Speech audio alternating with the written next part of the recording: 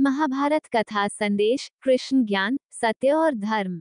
सामयिक समय में महाभारत कथा का संदेश देता एक सार्थक प्रसंग जो अंतर्मन को छूता है। भीष्म चुप रहे, कुछ क्षण बाद बोले, पुत्र युधिष्ठिर का राज्याभिषेक करा चुके केशव, उनका ध्यान रखना। परिवार के बुजुर्गों से रिक्त हो चुके राजप्रासाद में उन्हें अब सबसे अधिक तुम्हारी ही आवश्यकता है। कृष्ण चुप रहे। भीष्म ने पुनः कहा, कुछ पूछूं केशव? बड़े अच्छे समय से आए हो। संभवतः धरा छोड़ने के पूर्व मेरे अनेक भ्रम समाप्त हो जाएं। कृष्ण बोले, कहिए न पितामह। एक बात बताओ प्रभु, तुम तो ईश्वर हो न? कृष्ण ने बीच में ही टोका, नहीं पितामह, मैं ईश्वर नहीं, मैं तो आपका पौत्र हूँ पितामह, ईश्वर नहीं। भीष्म उस घोर पीड़ा में भी ठठा के हंस पड़े। बोले, अपने जीवन का स्वयं कभी आकलन नहीं कर पाया कृष्ण, सो नहीं जानता कि अच्छा रहा या बुरा, पर अब तो इस धरा से जा रहा हूँ कन्हैया, अब तो ठगना छोड़ दे रे। उद्धरण चिन्ह। कृष्ण जाने क्यों भीष्म के पास सरक आए और उनका हाथ पकड़कर बोले, कहिए पितामह। भीष्म बोले, एक बात बताओ कन्हैया, इस युद्ध में जो हुआ वो ठीक था क्या? किसकी ओर से पितामह? पांडवों की ओर से। कौरवों के कृत्यों पर चर्चा का तो अब कोई अर्थ ही नहीं कन्हैया। पर क्या पांडवों की ओर से जो हुआ वो सही था? आचार्य द्रोण का वध, दुर्योधन की जंघा के नीचे प्रहार, दुशासन की छाती का चीरा जाना, जयद्रथ और द्रोणाचार्य के साथ हुआ छल, निहत्थे कर्ण का वध, सब ठीक था क्या? ये सब उचित था क्या? इसका उत्तर मैं कैसे दे सकता हूँ पितामह? इसका उत्तर तो उन्हें देना चाहिए जिन्होंने ये किया। उत्तर दे दुर्योधन, दुशासन का वध करने वाले भीम। उत्तर दे कर्ण और जयद्रथ का वध करने वाले अर्जुन। मैं तो इस युद्ध में कहीं था ही नहीं पितामह। अभी भी छलना नहीं छोड़ोगे कृष्ण? अरे विश्व भले कहता रहे कि महाभारत को अर्जुन और भीम ने जीता है, पर मैं जानता हूँ कन्हैया कि यह तुम्हारी और केवल तुम्हारी विजय है। मैं तो उत्तर तुम्ही से पूछूंगा कृष्ण।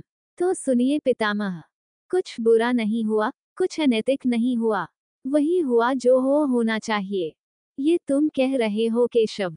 मर्यादा पुरुषोत्तम राम का अवतार कृष्ण कह रहा है। ये छल तो किसी युग में हमारे सनातन संस्कारों का अंग नहीं रहा, फिर यह उचित कैसे गया? उद्धरण चिन्ह।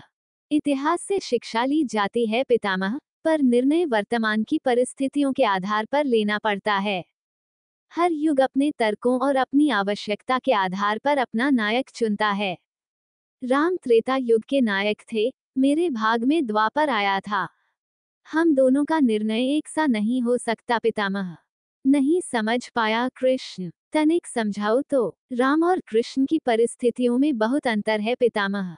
राम के युग में खलनायक भी रावण जैसा शिव भक्त होता था। तब रावण जैसी नकारात्मक शक्ति के परिवार में भी विभीषण, मंदोदरी, माल्यावंत जैसे संत हुआ करते थे। तब बाली जैसे अनैतिक खलनायक के परिवार में भी तारा जैसी विदुषी स्त्रियां और अंगद जैसे सज्जन पुत्र होते थे। उस युग में खलनायक भी धर्म का ज्ञान रखता था। इसलिए राम ने छली कपटी बाली के अतिरिक्त किसी के साथ कहीं छल नहीं किया, रावण के साथ भी नहीं। किंतु मेरे युग के भाग में कंस, जरासंध, दुर्योधन, दुशासन, शकुनी, जयद्रथ जैसे अनेकों घोर पापी आए हैं। उनकी समाप्ति के लिए हर छल उचित है पितामह। पाप का अंत आवश्यक है पितामह, वह चाहे जिस विधि से हो। तो क्या तुम्हारे इन निर्णयों से गलत परंपराएं नहीं प्रारंभ होंगी केशव? क्या भविष्य तुम्हारे इन छलों का अनुसरण नहीं करेगा? और यदि करेगा तो क्या यह उचित होगा? भविष्य तो इससे भी अधिक नकारात्मक आ रहा है पितामह। कलयुग में तो इतने से भी काम नहीं चलेगा। वहां मनुष्य को कृष्ण से भी अधिक कठोर होना होगा, नहीं तो धर्म समाप्त हो जाएगा। जब क्रूर और अनैतिक शक्तियां सत्य एवं धर्म का समूल नाश करने के लिए आक्रमण कर रही हों, तो नैतिकता अर्थहीन हो जाती है पितामह। तब महत्वपूर्ण होती है धर्म की विजय, केवल धर्म की विजय। भविष्य को ये सीखना ही होगा पितामह। क्या धर्म का भी नाश हो सकता है केशव? और यदि धर्म का नाश होना ही है, तो क्या मनुष्य इसे रोक सकता है? सब कुछ ईश्वर के भरोसे छोड़कर बैठना मूर्खता होती है पितामह। ईश्वर स्वयं कुछ नहीं करता। केवल मार्गदर्शन करता है। सब मनुष्य को ही स्वयं करना पड़ता है। आप मुझे भी ईश्वर कहते हैं न? तो बताइए न पितामह, मैंने स्वयं इस युद्ध में कुछ किया क्या? सब पांडवों को ही करना पड़ा न? यही प्रकृति का संविधान है।